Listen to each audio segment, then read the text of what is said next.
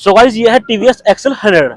जब इसके अंदर कभी स्टार्टिंग से लेकर प्रॉब्लम आ जाए, मान लो क्या होता है, जो भी फेरी वाले आपके पास आ जाते हैं और ऐसा होता है जब आप इसको स्टार्ट करते हैं, ये तो मान लो ये एक्सीलेटर नहीं पकड़ती या एक्सीलेटर पकड़ती है, थोड़ी सी एक्सीलेटर देंगे तो ये बंद हो जाती है, या मान लो स्टार्ट हो जाती है, थोड़ा चलेगी तो फिच फिच फिच मिसिंग करके ये प्रॉब्लम करती रहेगी। ये इसके अंदर कुछ ऐसी प्रॉब्लम्स आती रहती हैं। तो आज आपको मैं इसमें ऐसे कुछ 2-3 टिप्स बताऊंगा जिसके कारण आप इस प्रॉब्लम को सोल्यूशन कर सकते हैं। अब सबसे पहले मैं आपको दिखा दूं, जो ये टीवीएस एक्सल 100 है ना, यहाँ पर देखिए, ये मेरे आगे आओ भाई, यहाँ पर देखिए, ये जो है ना, ये इसका ईओटी सेंसर है। आप इसको भली बातें जानते हैं, जो एक ईओटी सेंसर होता है, इंजन ऑयल टेम्परेचर सेंसर। इसकी वजह से क्या होता है, जब हमारी बाइक ठंडी रहती है तो ऐसे में ये इसकी हेल्प करता है बाइक को स्टार्ट करने में।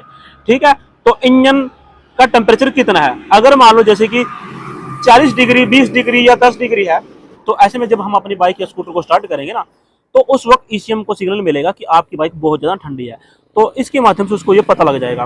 तो क्या होगा, जैसे जैसे मान लो आपकी बाइक गर्म होगी ना, तो उसके अंदर क्या होगा, उस वक्त तक जो है उसके अंदर बहुत ज़्यादा मात्रा में ऑक्सीजन प्रोवाइड होगी। ठीक है, इस सेंसर के कारण, ये आपने याद रखना है। इसके अंदर एक आईएससीवी वाल्व होता है, तो जैसे जैसे वो गर्म होगी ना, तो तकरीबन उसका 70 डिग्री प्लस जो टेम्परेचर हो जाएगा, तो वहाँ पर ईसीएम को सिग्नल मिलेगा, जिसके चलते क्या होगा, जो आईएससीवी वाल्व होता है जो खुल गया था वो उसको बंद कर देगा। ये सिर्फ और सिर्फ सर्दी के लिए काम करेगा। ठीक है, जब आपकी बाइक ठंडी कंडीशन में होगी तो यहाँ पर ये उसको सही तरीके से स्टार्ट करने में मदद करेगा। अब यहाँ पर क्या है, ये जो है देखिए, उस भाई ने इसको बदलवा लिया।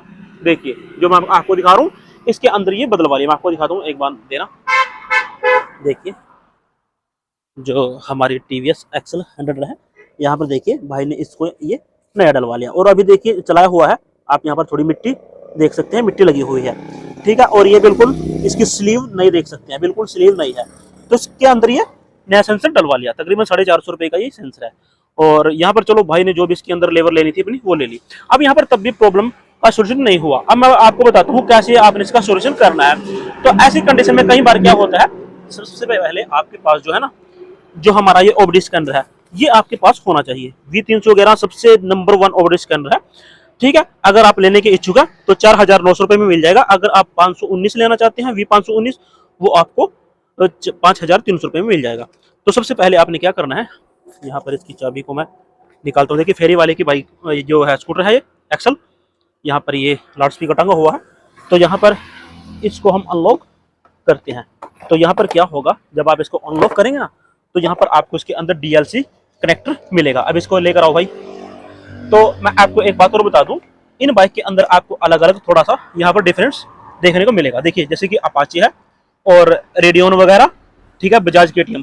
तो आप ना मान लो कई बार ये पेयरिंग नहीं होता, तो आप इनके अंदर ये लगा के देख लें। किसी के अंदर 6 पिन है, यहाँ पर देखिए मैं आपको जो दिखा रहा हूँ, मान लो इसके अंदर 4 पिन है। ठीक है, अपाचे के अंदर 5 पिन है, और जो इसका दूसरा है यहाँ पर KTM वाला स्पेशल जो TVS का है, देखिए यहाँ पर TVS लिखा है, और इसके अंदर यहाँ पर 6 है। तो मैं इसको इसमें लगाता हूँ, इसको पकड़ो। ठीक है, यहाँ पर आप बिल्कुल सीधा कनेक्ट करना है इसको। देखिए यहाँ पर ये ऊपर छोटा सा कट लगा है, यहाँ पर हमने इसको ऐसे ज्वाइंट कर दिया। अब स्विच ऑन करो, ऊपर ये चाबी निकालो। जो भी दिखा रहा हूँ आपको मैं लाइव दिखा रहा हूँ। इसके बाद आपने क्या करना है, ये भी मैं आपको दिखाऊंगा। ठीक है, लगाओ। तो अब ये ऑन हो गया। ठीक है, अब मैं इसको यहाँ पर सबसे पहले एंटर करता हूँ।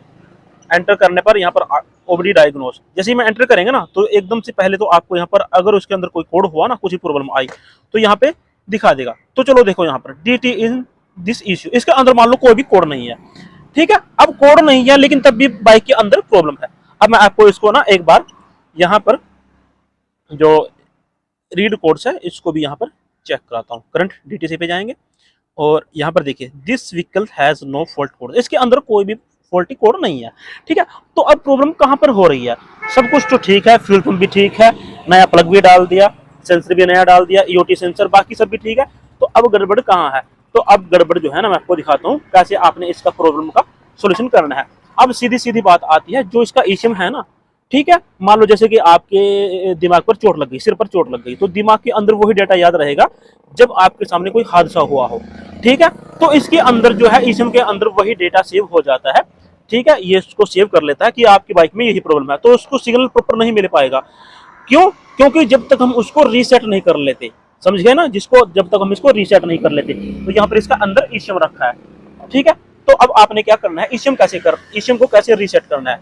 सबसे पहले यहाँ पर देखिए, जो इसके अंदर ये 2 वायर है ना, यहाँ पर ये आमने सामने वाली, एक तो इसमें ये बॉडी अर्थ होती है, देखिए यहाँ पर ब्लैक पे व्हाइट, ये सभी बाइक में कॉमन आपको मिलेगी टीवीएस की बॉडी अर्थ की। और जो दूसरी है ना यहाँ पर ब्लैक पे येलो, तो आपने इनको कैसे यहाँ पर जो है लगा के रीसेट करना है। अब मैं आपको दिखाता हूँ। देखिए आपने एक तार का टुकड़ा लेना है, मैं इधर आ जाता हूँ, तो इसको पकड़ो। यहाँ पर जो भी मैं आपको दिखाऊंगा ना लाइव, तो सबसे पहले यहाँ पर स्विच ऑन है, मैं इसको ऑफ कर लेता हूँ। पकड़ो इसको भाई, ठीक है, मैंने स्विच को ऑफ कर लिया। अब यहाँ पे दिखाओ, तो आपने एक तार का टुकड़ा लेना है, ठीक है, आप छोटा भी ले सकते हैं, बड़ा भी ले सकते हैं, वो आपकी मर्जी है। तो आपने जो ये दोनों आमने सामने वायर्स है ना, ये वाले, ये इसमें ऐसे इसको लगा दिया, ठीक है। याद रखिए हमने इसको जो है रीसेट करना है, कभी आप कुछ और गड़बड़ कर दें।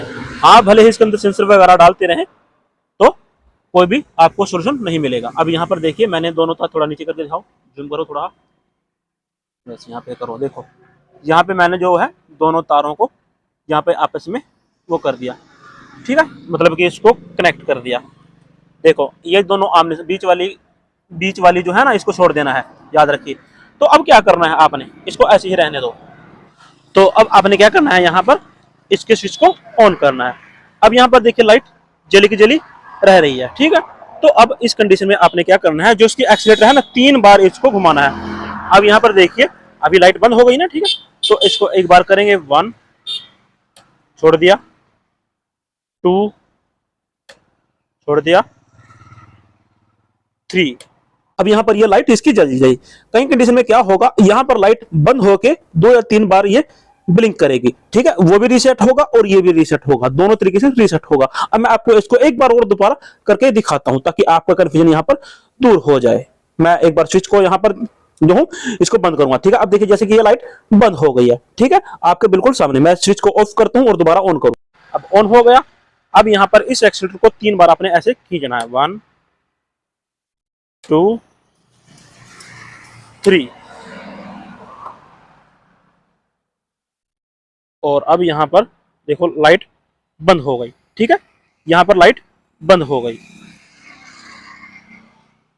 तो अब हम स्विच को ऑफ करते हैं, ठीक है, और यहाँ पर जो तार है इसको निकालते हैं।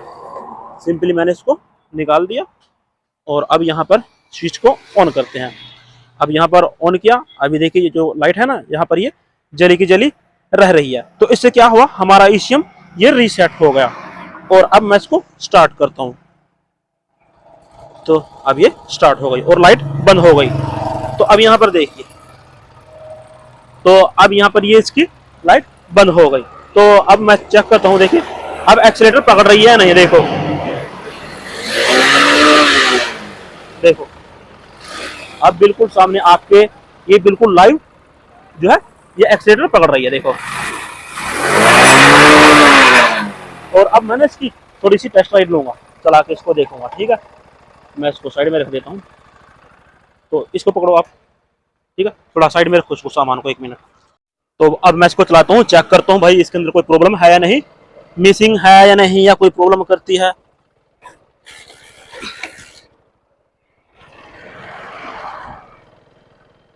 तो जो भी है ना, मैं आपके सामने बिल्कुल लाइव इसको चेक कर रहा हूँ, देखिए।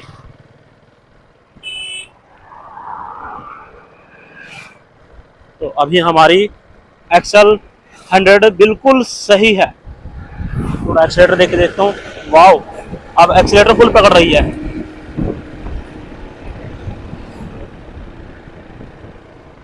ठीक है, तो ट्रैफिक है थोड़ी, अब इसको हम वापस कर लेते हैं। तो दोस्तों ये इस तरीके से जो है आप अपनी टीवीएस एक्सल 100 को रीसेट कर सकते हैं, जब कभी आपके पास प्रॉब्लम आ जाए। वीडियो कैसा लगा हमें कमेंट बॉक्स में जरूर बताना।